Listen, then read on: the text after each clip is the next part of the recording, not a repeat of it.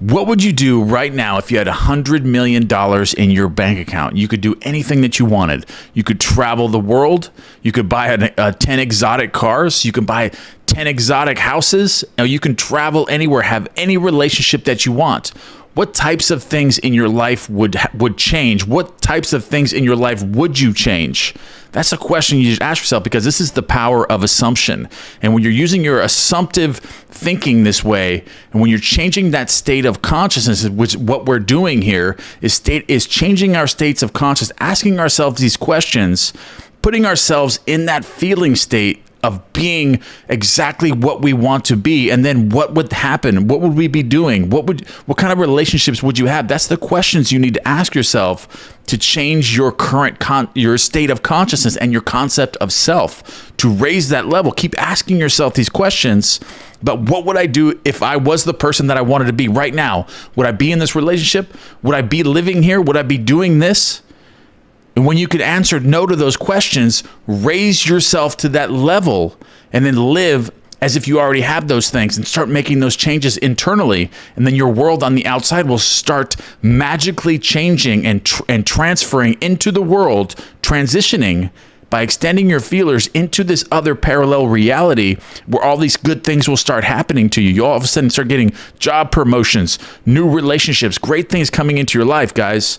But this is what we're going to break down. We're going to break down the power of assumption. This is out of The Power of Awareness by Neville Goddard, chapter 3. And I'm going to dissect this because this is getting really, really good.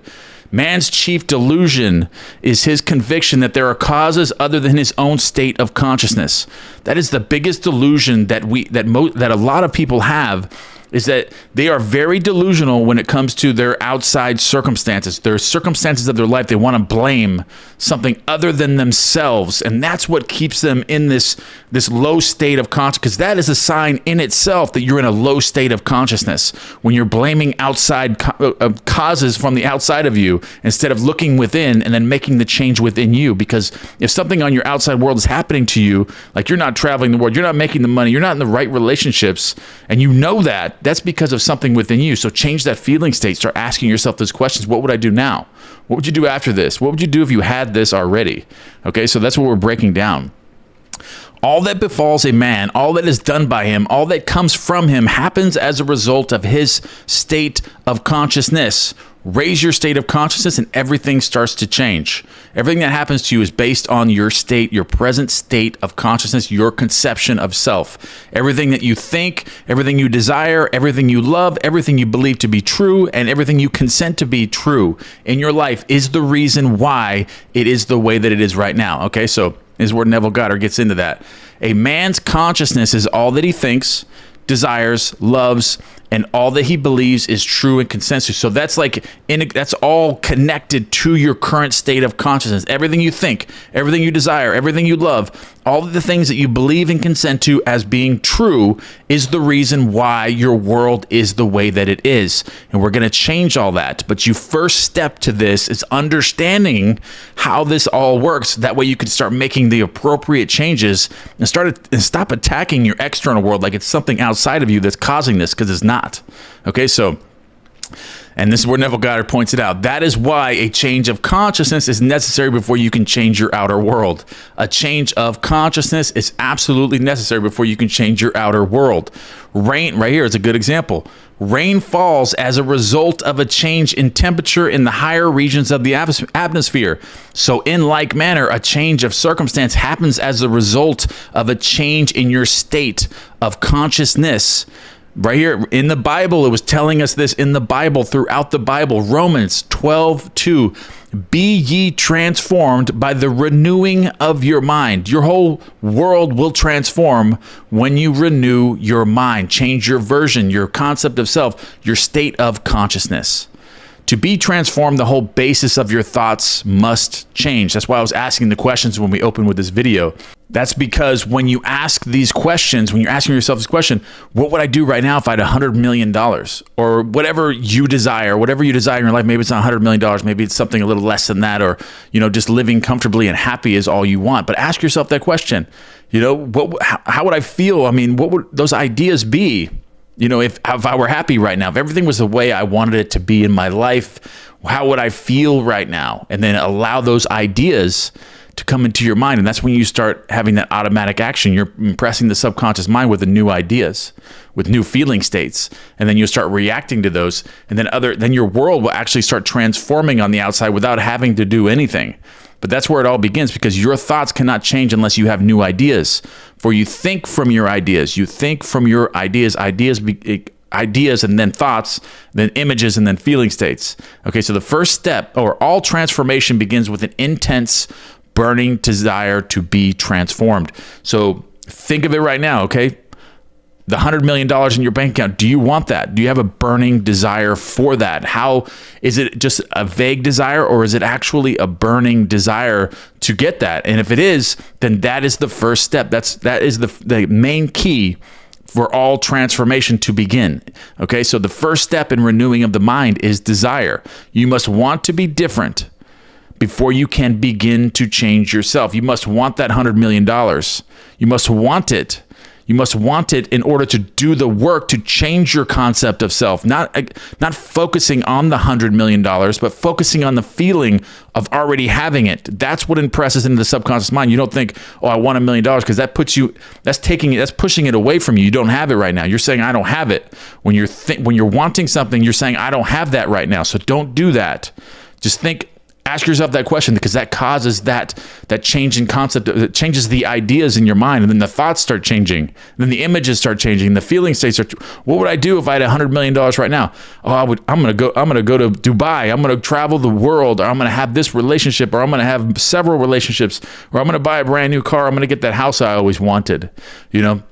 These ideas start coming in your mind, and it starts changing. It'll start changing your present your conscious state, which is your concept of self.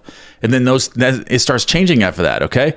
You must want to be different and tend to be before you can change yourself. Then you must make your future dream into a present fact. And this is what creates those new ideas in your mind, is when you can make your future dream a present fact and then impress that in the subconscious mind. And then things will start changing. Your ideas create externally. Even if you don't take action from your new ideas, those ideas create a different external reality that you're living in. They may be you taking actions automatically. That may be part of it, but a lot of it's going to be your external world changing on its own just from your new ideas, because the world is you projected outwardly. So when you change your ideas and your current concept of self, your exterior world will start changing. You'll transfer into a new parallel reality if that's the case, but your world will change. It cannot stay the same when you start coming up with these new ideas, these new feeling states. Your world cannot stay the same. You do this by assuming the feeling of your wish fulfilled, by desiring to be other than that what you are. Desiring, you can create an ideal of the person you want to be and assume that you are already that person. Assume that you are already that person with $100 million or whatever you desire, whatever the life that you want and desire, like a fulfilled life, a happy life. You have to assume that you already are that person, and then those ideas will come to you. They will automatically be implanted into your mind from the subconscious, and then you will react from those ideas with your thoughts and then images, and then your external world also changes with that new assumption that you're making. Because if this assumption is persistent, and also until it becomes a dominant feeling, the attainment of your ideal is inevitable, which is consistency. Like repetition can help with this, because if this assumption is persistent and until it becomes a dominant feeling, and even doing this periodically can really, even if it's only a couple minutes every single day or every hour or something, you're doing it like that. You're doing it, you're building it up, because, it's like riding a bike. Like when you were a kid, you first got on the bike, you couldn't ride the thing, okay? You were falling off the bike, at least I was when I was a kid. I'm falling off the bike, but sooner or later, after repetition of getting on this bike, it became like a subconscious program. Okay, I'm getting on the bike. Before I know it, I'm already at my friend's house and don't even remember how I got there. Okay, so what you're doing with repetition is you're programming the subconscious mind with this new way of thinking, these new patterns.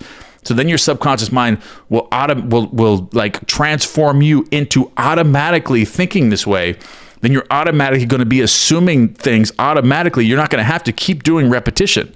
You're not going to have to be doing repetition for that for very long. Once you program the subconscious mind with this new idea, this new version of yourself, it becomes automatic. Just like riding that bike or driving a new car or driving a car for the first time when you first got your license. It's like that. Eventually, you get in the car, you grab a steering, you turn it on, boom, you're driving, you're at your destination before you even know it. But when you first got into it, you actually had to focus on everything. You had to keep doing it until you impress that subconscious mind with this new thing that you're doing. And that's the same way that this works when you're trying to change your concept of self and create new things into your life. Okay, so here it is. If this assumption is persistent until it becomes a dominant feeling, the attainment of your ideal is inevitable. That means it's going to happen. The ideal you hope to achieve is already ready for an incarnation or to materialize in your world. But unless you offer it, unless you allow it human parentage, or you're giving it consent to come into your life, it is incapable of birth.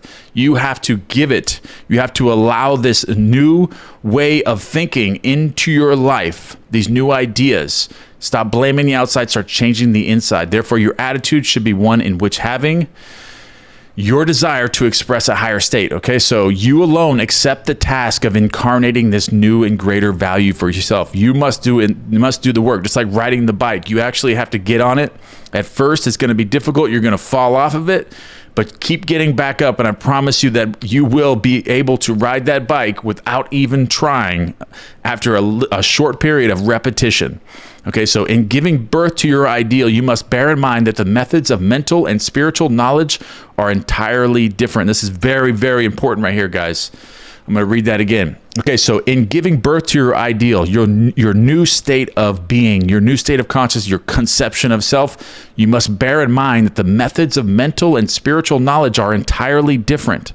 Mental and spiritual knowledge are entirely different. This is a point that is only truly understood by one person in a million, guys. And I'm going to cover this, that way you can understand it. You know a thing mentally by looking at it from the outside, by comparing it with other things. Okay, so like logically. So when you think of something mentally, you're logically comparing it. You're not being delusional. You're not living in that. You're not living in the spiritual world. You're living in a logical world that is containing you. That is limiting you. That's a limiting factor by thinking logically when it comes to this, like mentally looking at it from the outside, comparing it with other things, by analyzing it and defining it and wondering how it's going to happen. Basically, that's thinking of it. Okay, that's thinking. That's what Neville Goddard. You're thinking of it when you're thinking logical. Whereas you can know a thing spiritually only by becoming it. When you become it, then you're in the spiritual world now. Okay, so where logic is out the window. You don't need to know how it's going to come. You're thinking from it. You're actually inside of it. Then you become inside of the actual, if it's the imaginal clip, you're inside of it, because when you're thinking spiritually, there's nothing that's going to block you. There's nothing that's limiting you. You can be right inside of it and be the thing itself, instead of looking at it and analyzing it from the outside, looking at it logically, like, oh, there's no way that I can be doing this right now. And how's that going to happen? All these things, thinking of it. You have to think from it.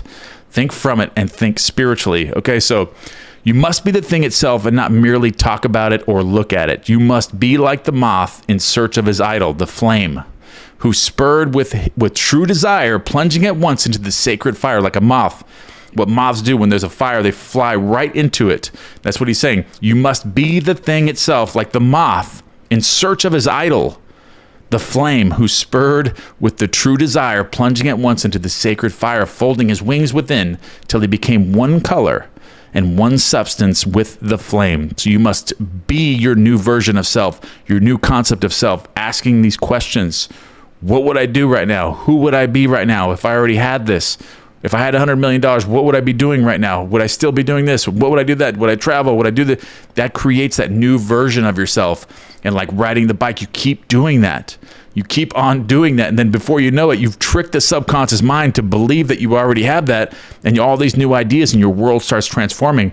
Before you know it, you got 50 million in the bank. What that happened? Okay, so he only knew the flame who in it burnt, and only he could tell who near to tell returned. All right, so just as the moth in his desire to know the flame was willing to destroy himself, so must you in becoming a new person be willing to die to your present self. You must die to your old limited self, your old logical self, wondering how this is going to happen. I've always had these bad things happening in my life. This logical way of thinking. Start thinking spiritually that anything is possible. Anything is possible, thinking from it. Get inside of it.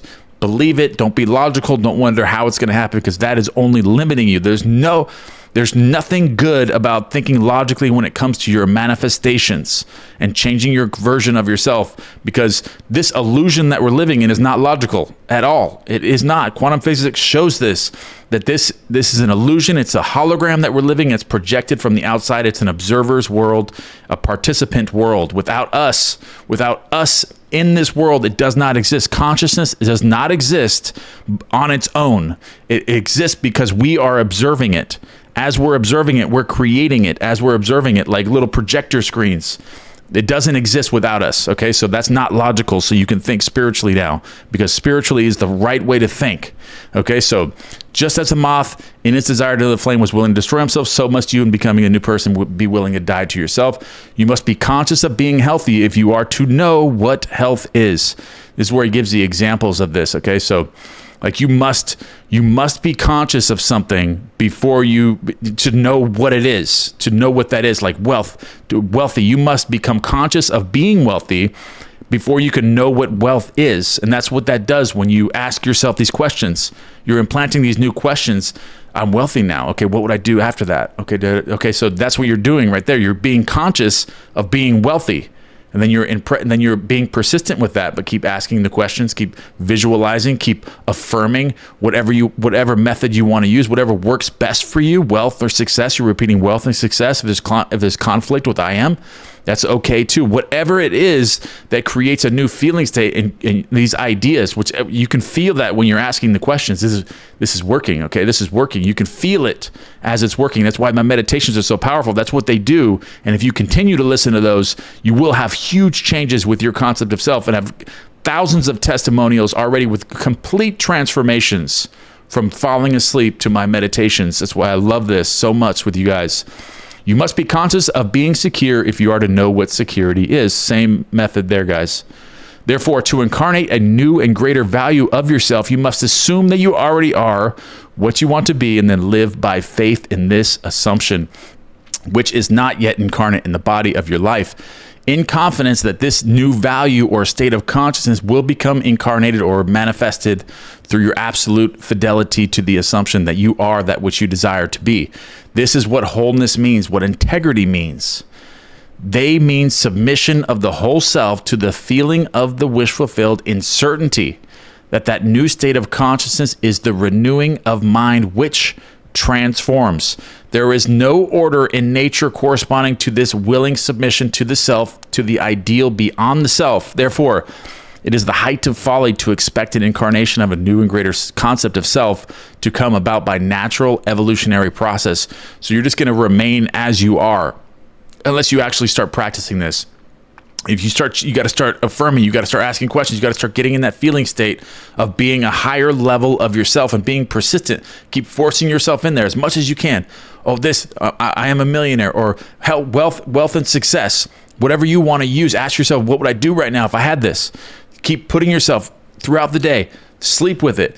Do it this. Be persistent. And before you know it, you're going to be programming the subconscious mind, just like riding that bike or driving that car, and it's going to be automatic. Then you're automatically going to be, your conscious self is now automatically going to be persistent in that new feeling state, because you've done it so much.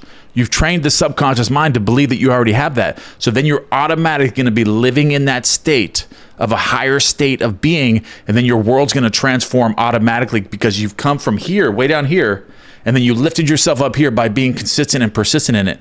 And it's like riding that bike. Now you're riding the bike without even knowing you're riding it. It's automatic. Okay, so there is no order of nature corresponding to this willing submission of self to the ideal beyond the self. Therefore, it is a height of folly to expect incarnation of a new greater concept of self to come about by natural evolutionary process. That which requires a state of consciousness is to produce its effect obviously cannot be affected without such a state of consciousness, and in your ability to assume the feeling of a greater life, to assume a new concept of yourself. We possess We possess this ability, okay? But most of nature does not possess this, but we have imagination, the instrument by which we create our world. A lot of them, you look at ants on the ground, they don't have that ability. You look at animals, they don't have that ability to imagine and wonder why, or be curious, or ask themselves questions. We have that ability, which the rest of nature does not possess, which is imagination, the instrument by which you create your world. All right, so you use it. You have this ability. Not everyone does. Okay, so your imagination is the instrument, the means whereby your redemption from slavery, sickness, and poverty is effected.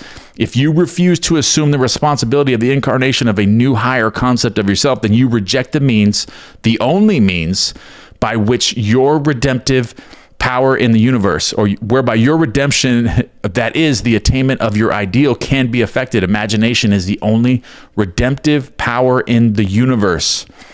However, your nature is such that it is optional to you whether you remain in your present concept of self, a hungry being longing for freedom, health. That's your current state. You're in your current state.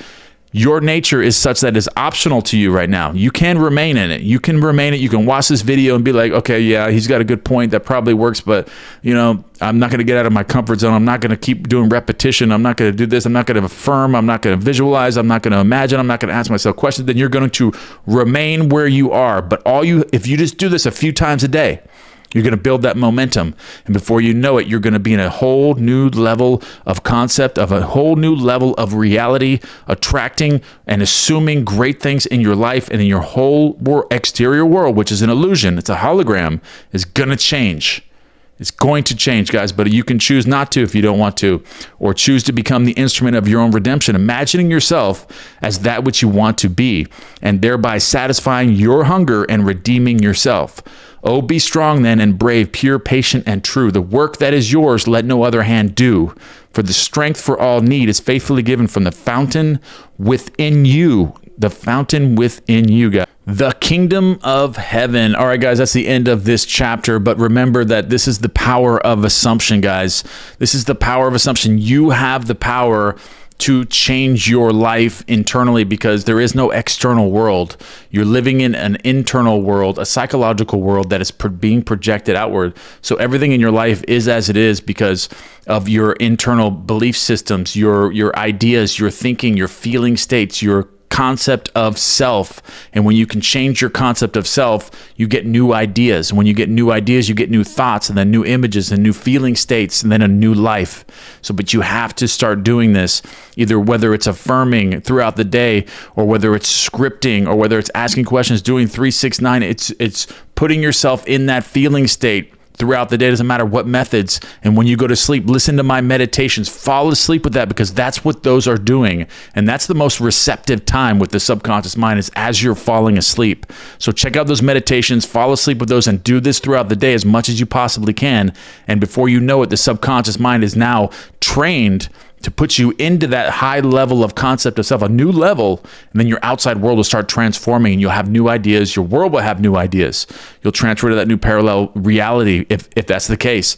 All right, guys, I love you guys very much, and I will see you guys in the next chapter.